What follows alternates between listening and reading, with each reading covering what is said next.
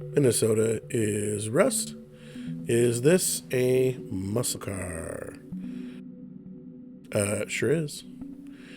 Look at that plum crazy purple Super B.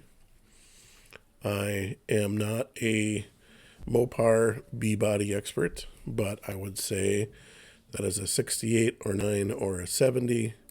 I remember in 71 they got more of a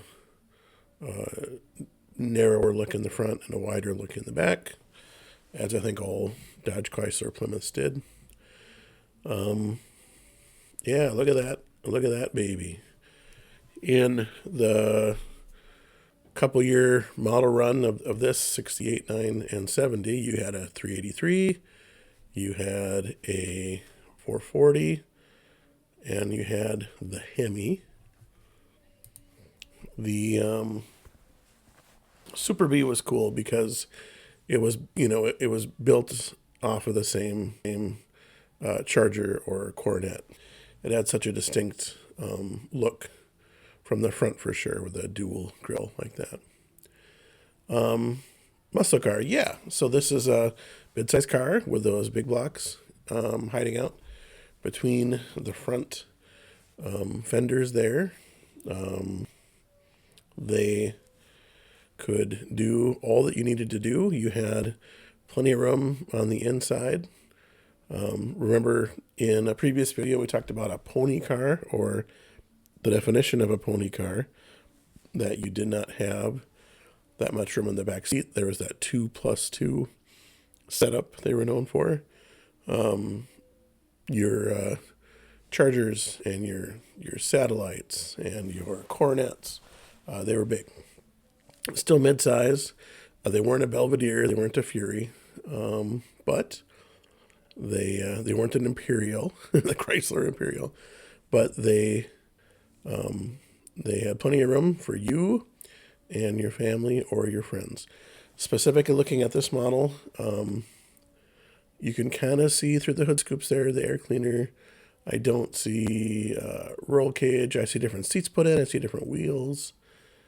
It is probably has a few, what do they say, tasteful modifications to make it a little more drivable.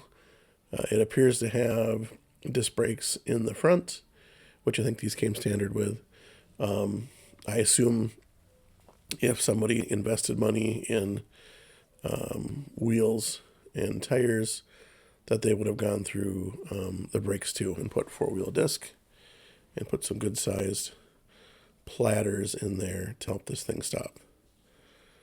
I could remember back in the day, you would walk through a lot of junkyards and you would see a lot of Mustangs and Camaros with front end damage, because the 80s and early 90s Mustangs and Camaros could move fast, or faster than the average person could probably handle them, but with small disc brakes in the front and drums in the back, they didn't stop that quick. They get moving quicker than you thought, but you couldn't stop.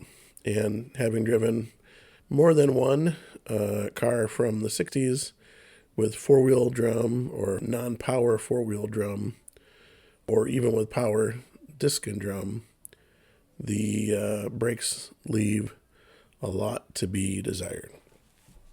So that is kind of a nice, easy upgrade to do, pretty affordable too. But I see a year one sticker on the windshield, so probably has got some parts from that catalog to make this one look pretty nice. But there you go. Is this a muscle car? Absolutely. 1968, 9, or 70 Super B hanging out there. Great color too. Thank you much. Minnesota is Rust.